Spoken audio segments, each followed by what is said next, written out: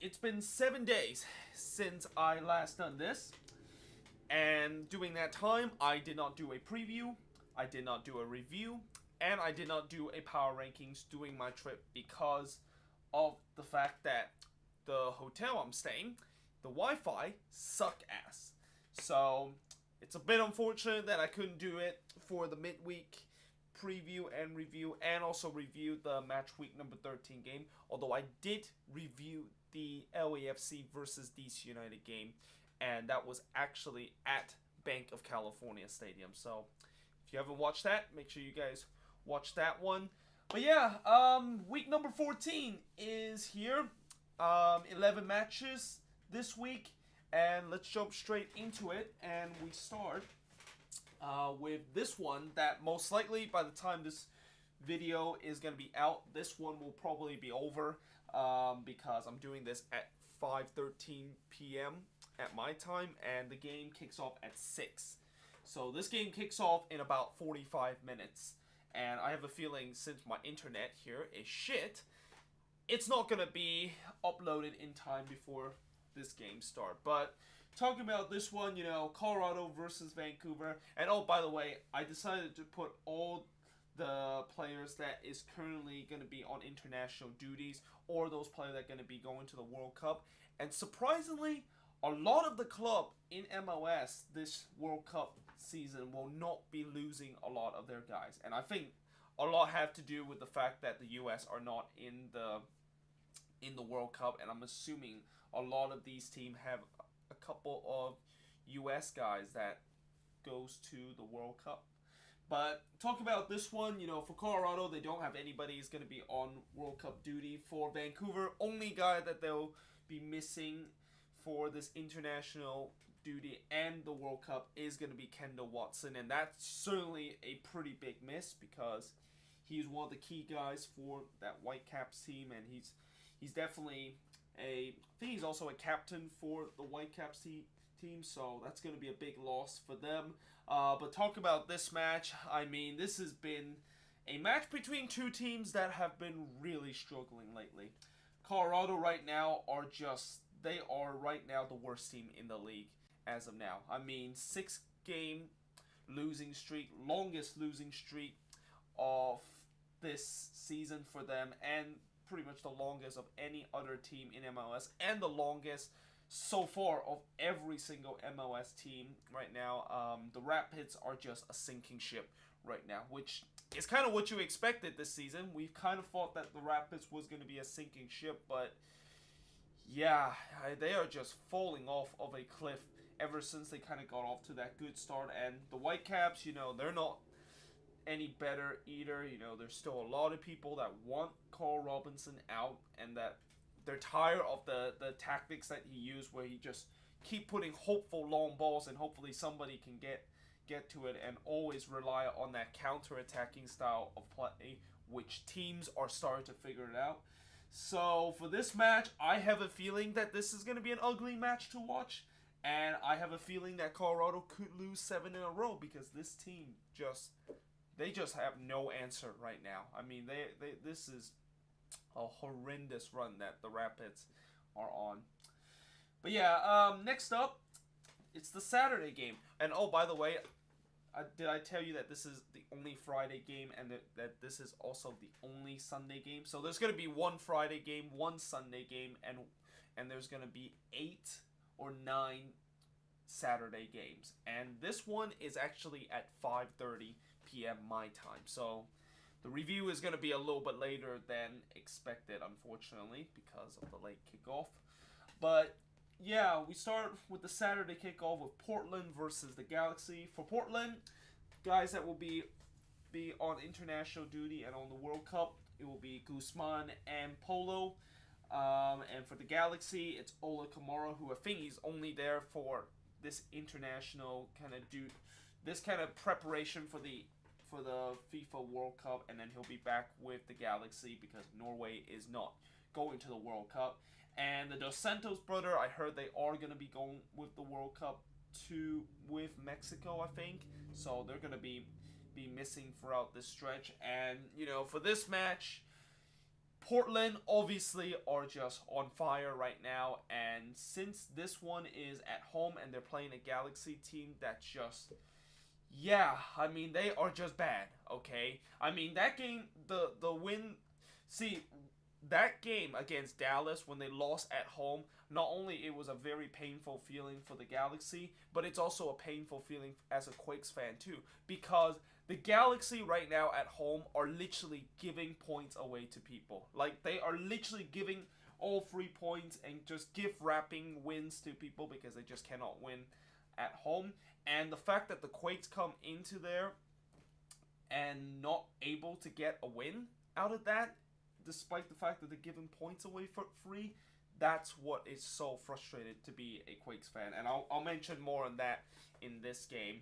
But yeah, I mean, the Galaxy are just, they are in and without Ola Kamara in here and without the Dos Santos brother in this, who exactly is going to be the goal scorer, Fred? I mean, so everybody's going to obviously say to my face, well, what about Zlatan? Yeah, Zlatan can't do it all on his own. And I have a feeling that Portland is going to completely, they're going to double team Zlatan every time he has the ball.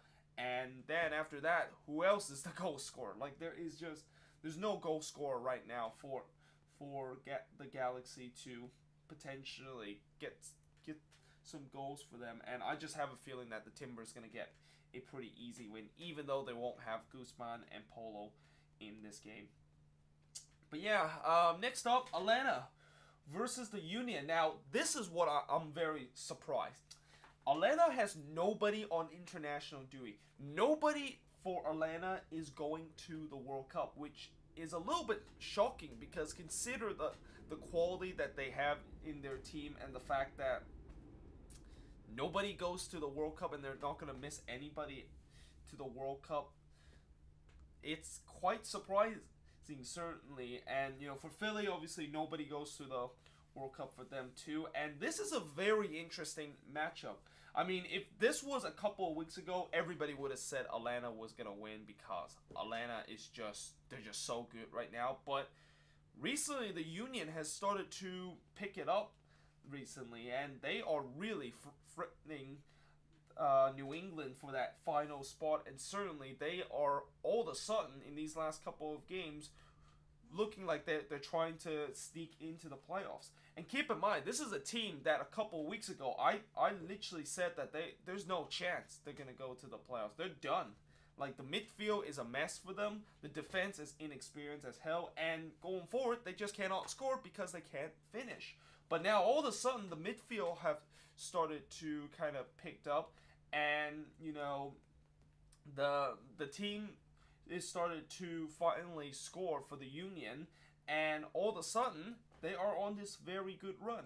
Now, granted, like I said before, they have been playing a lot of easy teams so far. The only tough team I will say that they have faced is against the Red Bulls, and that one was pretty impressive because they actually played better than the Red Bulls, and that game was at Red Bull Arena, and they probably should have won that one because CJ Sapon missed a penalty in that game. But still, they beat teams like Chicago and also, who was the other one? Montreal is another one. So they've been beating some very easy team.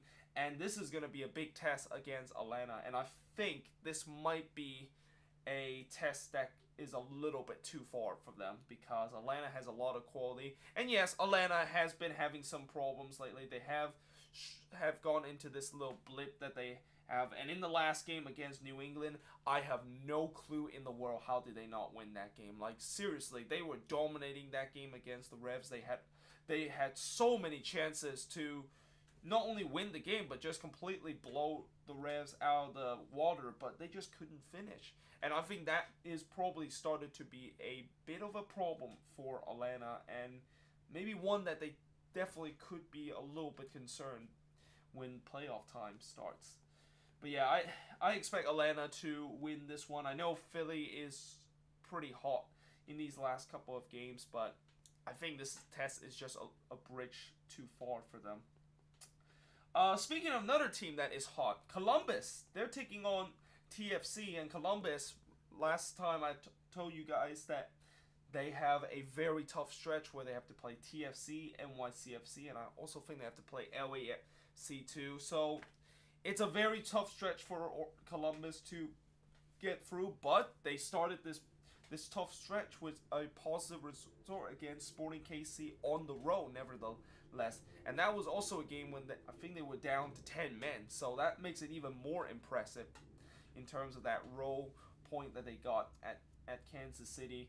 And they're playing the TFC side that is still trying to figure it out and still trying to get guys back to full strength. And I think TFC is almost back to full strength. I mean, I know Victor Vasquez and also I think Josie Altidore is about to come back to this team, and obviously Javenko is there. So really, this is no excuse anymore that if TFC is not going to, they're not going to trying to make a run here in the second half of the season to get themselves back above that playoff line. Because if they keep playing like this right now, you know, there is a big possibility that they're going to miss the playoffs. And it's hard to believe that is the case. Like, nobody would have thought that TFC this season, after coming off of back-to-back MLS Cup appearance and then winning the whole competition, and they're going to miss the playoffs. Although, to be fair, I think back in 2015,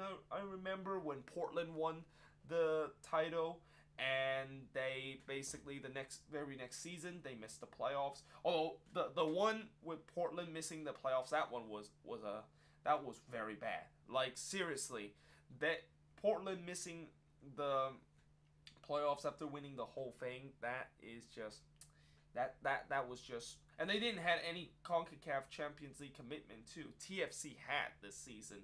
So yeah, I think it's going to be interesting to see how TFC is going to do. It's not going to be an easy task to go to Columbus to play against a Columbus team that has won 5 of their last 7, I believe. I mean, this team is just a very, very hot team. And it's hard to believe they're actually only 1 point behind Atlanta. And yes, they have played a game more than Atlanta, but they're there. They're right there in the Supporter Shield kind of race. And who would have thought that Columbus would be a team that could be in a Supporter Shield race after all those guys that they lost in the offseason, which also is a big compliment to what Greg Berhalter has done with this team. I mean, it is just amazing how the crew is still doing very well, despite the fact that they lost 2 of their best guys last season. But yeah, next up, the Revs. They take on the Red Bulls. So for the Revs, they have nobody that is on international duty. Oh, I forgot to mention for Columbus, the only guys for Columbus that has international duty is Valenzuela, and for TFC there is nobody that goes on international duty. Again, some of these big teams, it's weird that they don't miss a lot of guys to the World Cup, even though they have a very good squad and are a very good team this season. But for the Red Bulls, that is not going to be the case because they're going to be one of those teams, I think alongside with LAFC, they're going to lose 4 guys to international duty. Well, some of these guys, I think they will be back by the time the next match week happens. Guys like Tyler Adam and Tim Parker should be back. I think Escobar and Murillo is going to be gone for the World Cup. And, you know, this is a very interesting game. This is a very tough one for the Red Bulls to come to New England because they're missing these guys that are on international duty are just the key piece that they are missing. But one thing we know about the Red Bulls, and we know from what they have done this season and how when they do not have the best guys on their starting 11, Jesse Marsch always finds a way to give these kids a chance. And these kids for the Red Bulls have really, really done very well this season. And the fact that the Red Bulls are a team that probably have the best depth of any other team in MLS. But like I said, going into New England, you know, the Revs are still there. I mean, they are kind of a team that I've been keep saying, can they somehow sneak into the playoffs? And, you know, in the last game against Atlanta, they were very fortunate to get a draw in that game because they should have lost that one if Atlanta could have just put one into the back of the nets. But still, it's going to be an interesting game for the Revs. I think if they win this, then the conversation of them potentially making the playoffs this season could be back on, because right now it's kind of a little bit murky, especially with Philly that is just coming in. They are literally charging in to trying to get that final playoff spot. It is going to be interesting to see how the Revs will respond. But yeah, next up, a team that will definitely not be making the playoffs, and certainly joining that group of just awful teams, is Montreal. They play against Houston, and both teams does not have anybody that is going to be going on international duty. I think this is the second game where both teams do not have guys that will be missing for the World Cup or just a World Cup preparation match for their country. And Montreal, they are bad. They are really, really bad. And I'll tell you what, doing this weekend, Remy Gard has really put a fire on that team. I mean, the way that he just completely threw that team under the bus and just really just calling out his team of the bad performance. I have a feeling that Remy Gard is not going to be there for any longer, because I think by doing that, if a manager does that, usually there's one or two way I can see it. One, maybe guys will start to just, maybe if the manager started calling you out and just throw you under the bus, that will give you a little bit kick of the boost, or not kick in the boost, but kick in the butt and just try to work harder. Or maybe you're just not going to try at all because your manager is throwing you under the bus. So why in the world would you want to play for him anymore? So for the Impact, it is a really bad situation they're going in. And they're playing against a Dynamo team that, just as we thought that they finally broke that curse against Chicago, where they finally got that road win that they've been looking for all season long and have come so close every time, they lost 2-1 to RSL. And once again, they concede a goal late in the game. I mean, I think this time it was like in the 84th minute against Kyle Beckerman. This has happened so many times for Houston to just literally throw away points late in the game. I mean, this team could have, like Houston right now, I know Houston are definitely good, and the fact that they have gone in a 4-game unbeaten run until they lost to RSL last match. But imagine if they would have got those points, that they could have just closed out games on the road in those games. They could have been one of the best, if not the best road team right now, and could be right up there in the Western Conference standing. But unfortunately, they dropped points on the road and they just couldn't finish the job off. And in this match, I think they should win, but I don't know. Like Houston, this team, it's just, whenever they go on the road, this team looked like the worst team in the league. Like I don't know why are they so good at home, but when they go on the road, they just couldn't do anything. It's just really, really strange from Wilmer Cabrera's team. But I think that they should win this one. I mean, Montreal are just hot garbage right now. Probably the worst team right now in the league with the situation that they're in. But yeah, next up, NYCFC take on Orlando City. Speaking of team that is struggling big time, Orlando City. So remember how Orlando City got off to a terrible start under Jason Kreis, and how Jason Kreis' job security was literally on the brinks of getting diminished. And then all of a sudden they won 6 in a row, and Jason Kreis somehow has all that pressure relief on us. Well, I think the pressure of Jason Kreis potentially could be gone out of the door by the end of this season for Orlando City. It started to come back. I mean, this team has now lost 3 in a row after they won 6 in a row. And the last game against Chicago, I mean, throughout these last couple weeks, I've been saying that they've been so good against team that are not very good and are like near the bottom of the red line, but they lost to them, and it just feels like for Orlando City something has to be like, I just have a feeling that even if they make the playoffs, this team is not going to do much because there are definitely flaws in that team. And yes, they have suffered a couple of injury along this losing streak. Losing Dom Dwyer to injury is certainly a killer for them because he is one of the most important player for this Orlando City team alongside with Yoshi Yotun. But still, I just think that Orlando City could definitely be better at this, and now they're gonna be playing against an NYCFC team that NYCFC themselves haven't been looking very good lately, but they're playing at home and they are very good at home. And knowing Orlando City, whenever they play good teams this season, they always tends to lose. And yeah, I mean, I would say NYCFC's got this one. And by the way, the only guy that NYCFC is gonna lose to the World Cup is gonna be Herrera, and for Orlando City, it's gonna be Almunon. And I just think that NYCFC is going to win this game, and Orlando City, if they lose this, that's 4 in a row. And the question about Jason Christ's job and how long he can last is started to diminish again, like the beginning of this season. Only this time, there has to be some concern for Orlando City. Like early in the season, when they start losing, it's understandable because they had a lot of injury. They were battling injuries and stuff like that. But recently, they haven't got a lot.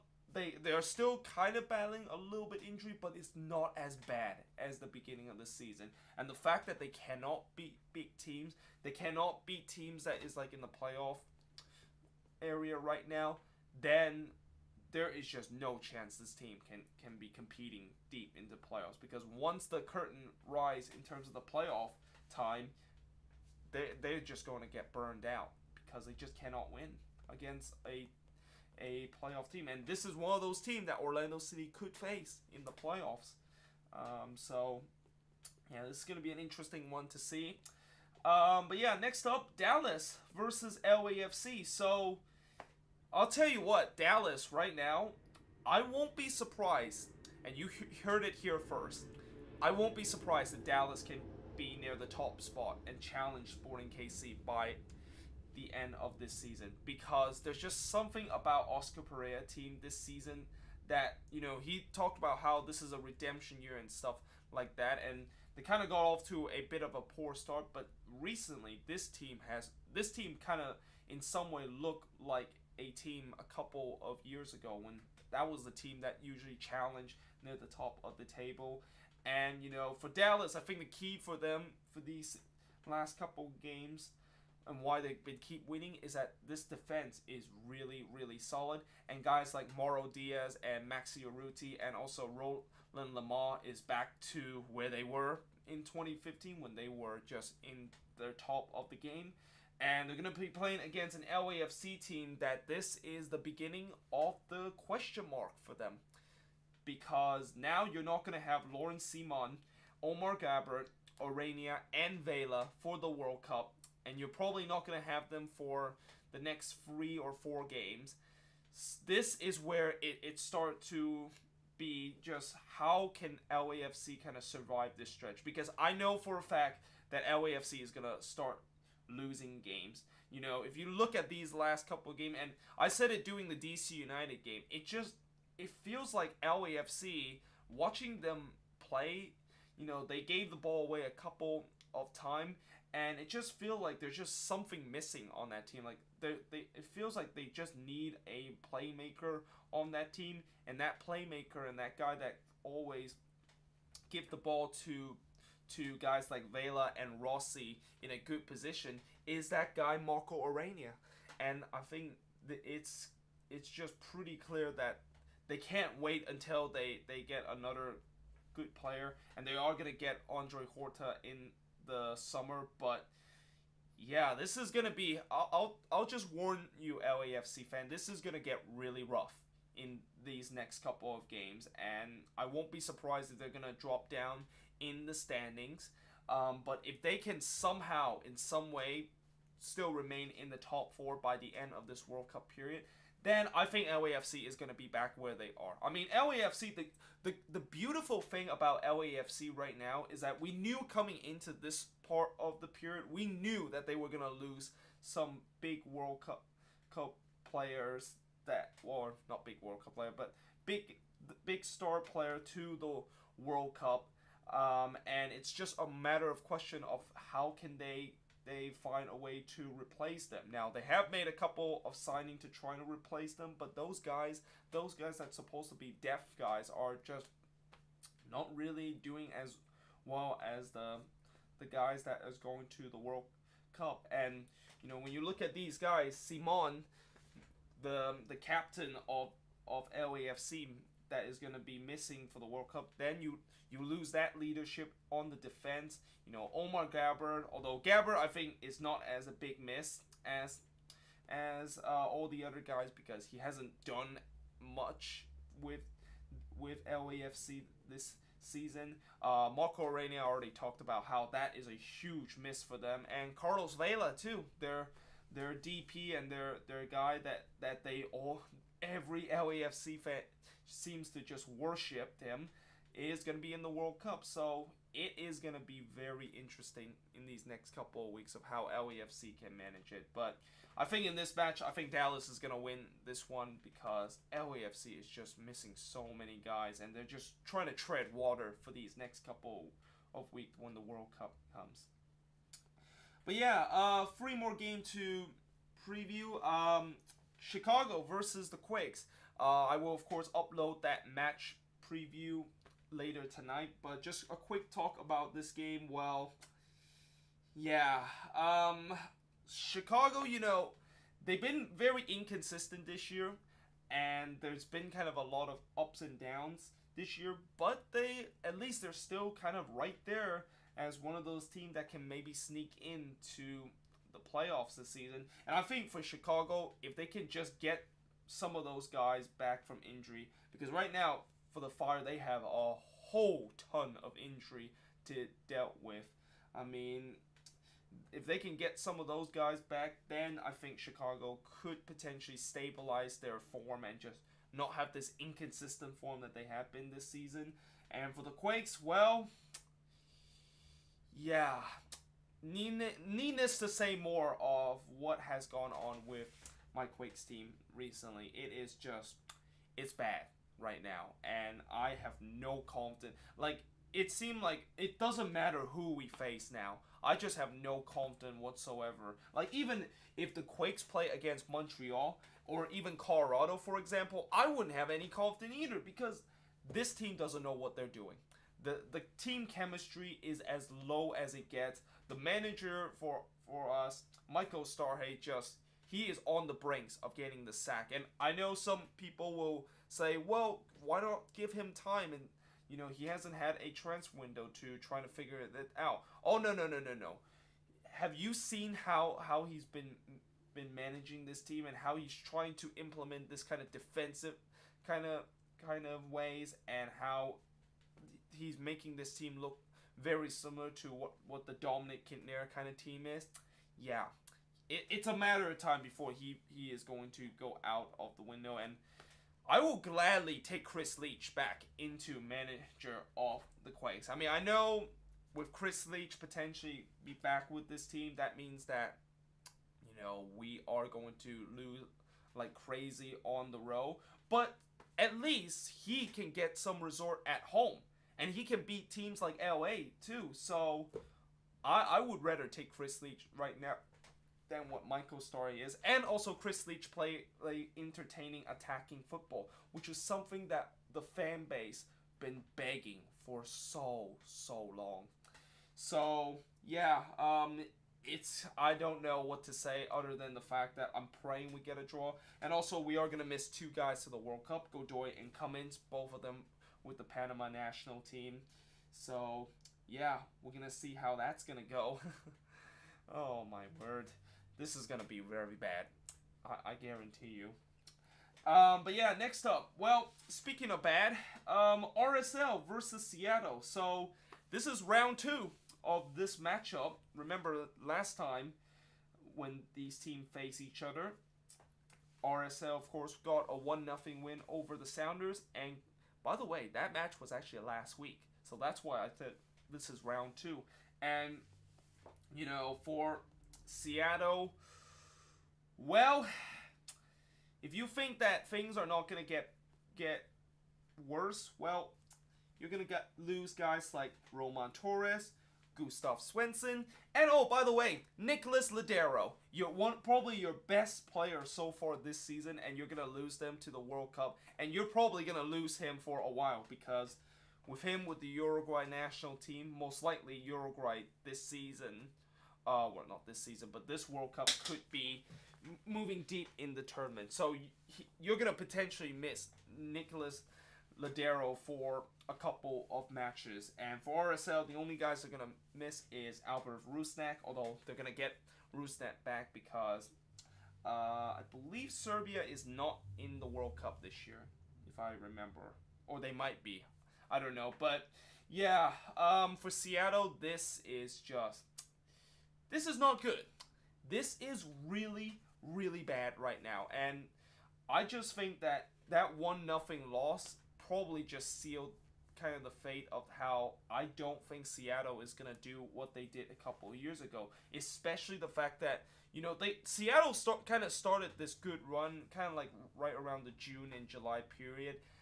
But I just don't see how this team can just started to do a good run, because right now I'm starting to see things that I have not seen Seattle done in these last two seasons, where they had this miraculous kind of come back in the second half of the season to make the playoffs.